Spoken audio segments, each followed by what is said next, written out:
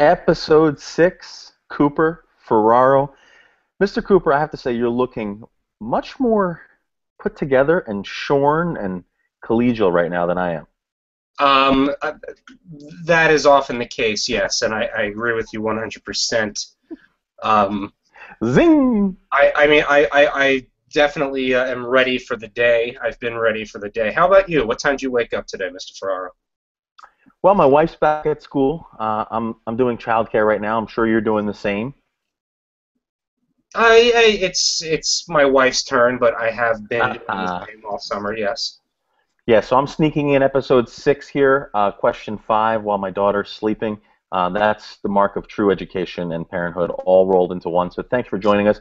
What I want to say off the top is we've been getting some feedback from actual human beings that don't attend Valhalla. Yeah, Um, that's interesting to me. I Go don't on. know what to say about that, and I mean, I'm sure there's tons of Valhalla kids that are watching this, but to get actual feedback where I just found your videos because I was looking for help on the college essay, I'm not going to go as far as saying it was humbling, but it was an interesting experience to think that people might actually be watching these. Yeah, I was impressed that I'm getting emails and people are asking me for help with their essays. I've never met them before. So I'm glad this is certainly reaching more people than I initially anticipated. Yeah, and I would say this is our final episode as we have scheduled. If we were to get some combination of 3,000 likes or comments, we would probably come back for a seventh. But otherwise, this will be the sixth and final with basically less than a week to go. I'm sure at this point, all the students are just polishing the essay. You know what I mean? There's no one that's just starting it at this point. No, they've all done their essays. They've all been through at least 5 drafts because this is something important to them. Certainly, people emailing me with questions about how to start yesterday are actually late emails that didn't go through 2 months ago. Like Yeah, I, because Valhalla switched that email system a couple years ago, and sometimes the .orgs and the Hala schools, and yeah, that must be what happened. I'm assuming that's what happened. But let's get right into the fifth essay prompt, which I shall read from the college essay or the Common Application website right now. And I actually like this one. I didn't like the last one. This can be a good one. I may have written something like this for my college essay, but I don't remember. Discuss an accomplishment or event, formal or informal, that marked your transition from childhood to adulthood within your culture, community, or family. Amen. What you did, I think, somewhere is titled this talk or this hangout accomplishment, and I think you definitely know that it's also an event, and we talked about it. When I read this question, I immediately think event. I don't think accomplishment because it's pretty awkward to write about an accomplishment in most cases. I won the blue ribbon. I won second place. I won the spelling bee. I think those type of things become difficult and awkward at times to write about. But events, when I hear event, I think adversity, and I think kind of an overall theme of these questions. And I think that there could be a ton of events that would be symbolic of the event that transformed you. Yeah, and I think you hit the nail on the head there when you say an event symbolic of what transformed you, because the initial thing is to think, okay, here's an event or here's an accomplishment that made me an adult. But we all know from our life experience that that doesn't happen with a single event. So I think it's important to pick an event or pick an accomplishment that signified part of the process. So you can actually look back and say, this was a contributing factor to something that helped me develop into an adult. Not this did it, that was it, and I became an adult overnight. No, it's something that upon reflection you can now place at a specific point in your life and say, okay, this is a moment that's almost like I guess the word I'm looking for is milestone or just a life event among many. Yeah, almost like a mile marker, right? You're on this road, and then here you're at this place where it allows you a plateau to look back and look at it. I think in most cases, anytime it's going to be one event for this question, unfortunately, it's going to be a tragic event, or it's going to be something that was very sad that you had to deal with, a death in the family or things like that. And if that's the essay you feel comfortable writing, you can definitely do that. But in most cases, it's kind of a mile marker of something that, wow, when I look back, that was something that really symbolized my departure, or not my departure, my evolution into an adult. Where I do disagree with you a little bit, Mr. Ferraro, is the idea that it's most likely going to be sad or tragic. I think we can both look back on our lives and think of happy memories that, or even bittersweet memories that might transition, maturity. Maybe making an adult decision when you were 10 years old and having to make a tough choice, being satisfied with that choice is absolutely fine. But looking back on it, you realize that did signify maturity. Maybe the first time you stood up to a bully in school and when you were 10 years old, or maybe you had a choice between honesty and dishonesty, and you chose the honest route even though it was the harder option. Things like that could be positive experiences you could also write about.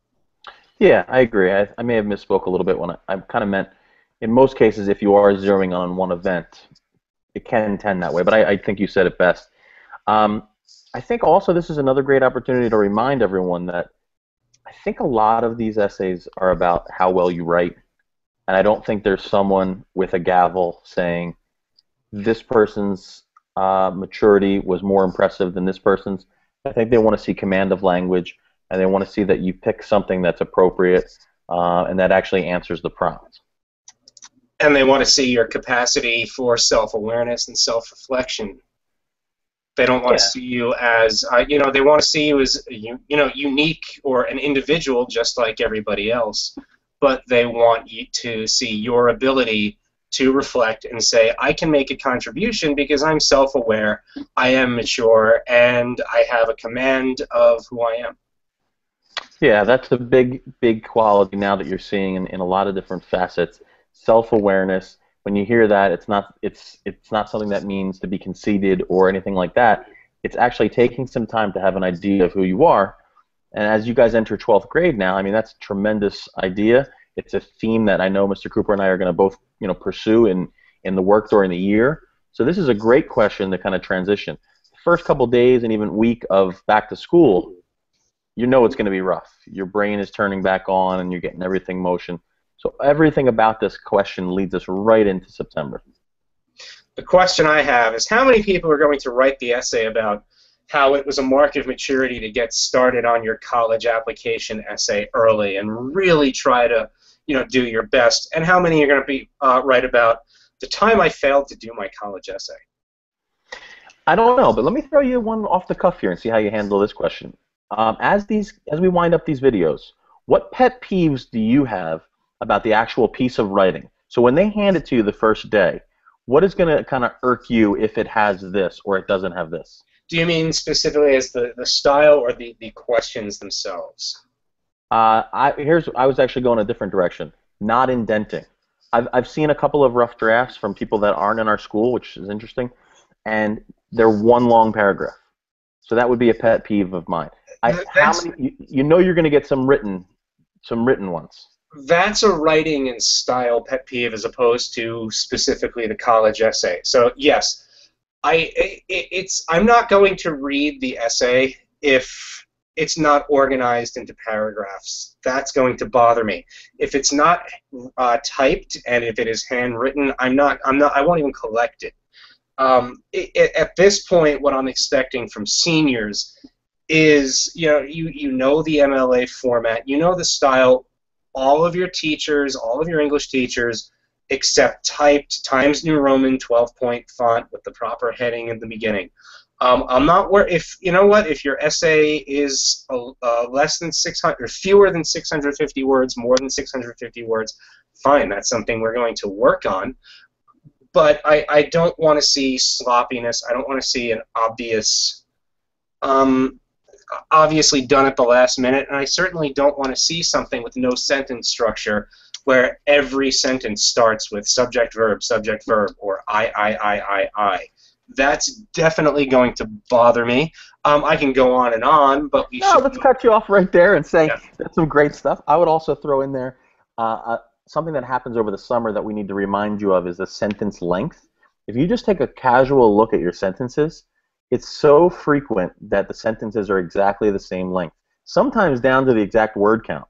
And we've talked about that this year, and I know teachers have talked about it before. Short, medium, long, short, vary sentence length. Should the essay be titled? I don't think so. I think there's a way to do that. College isn't looking for that. For me, at the top, you can just say essay number 5, and then the prompt at the top. I don't know if you have a specific request on that, Mr. Cooper.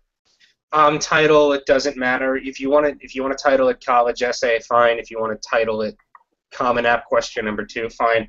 Or if you want to come up with your own, it doesn't matter to me.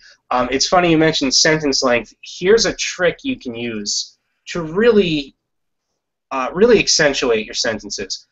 Begin with a longer sentence, one that contains several phrases and clauses, followed by a short sentence. It works. See what I did there? I like your style. You know what's funny? We went in a different direction here a little bit. I don't know if I threw you off by going to writing tips, but anyone who hangs out for this episode is going to see that you get a little bonus there. You get the climactic events and just some kind of polishing tips. Mr. Ferraro, as we wrap up this series, I do think we should keep this YouTube channel alive and maybe throughout the year do videos on writing tips and maybe some literary discussions of some of the works we'll be studying this year. What do you say? I think it's a great idea, and I think that in the spirit of that, one of the things I want to talk about this year is critique and how it doesn't have to be negative, but it has to be something that you're looking at with a critical eye.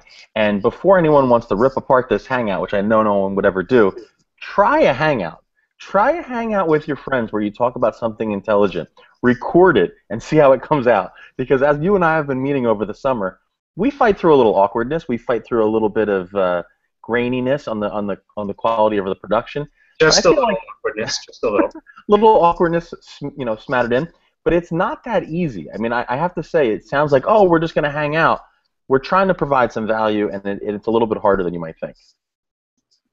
Yeah, things never work out. I know one of the way you plan. I know one of our videos did not even show your face. I don't know what happened there. So some things do work out well, but others don't. I agree. I totally agree. That was by design. I tried to give you a little different set design today. We're coming from the living room. You've stayed very consistent with that. I like that. I got nothing else today. Basement. Ooh, there you go. Okay. I don't know what just happened, but if there's any questions, email us. Probably won't be entertaining emails next Monday, the Labor Day, right before the first day. But get a chance to email if you have any questions. And I'll see you guys September 4th. Essays completed. Questions to valhallaenglish@gmail.com, jferraro@valhallaschools.org, or ccooper@valhallaschools.org. Here's a virtual handshake, Mr. Cooper, but I look forward to a September 2nd actual handshake to you. Yep, so do I. Take care. Ciao.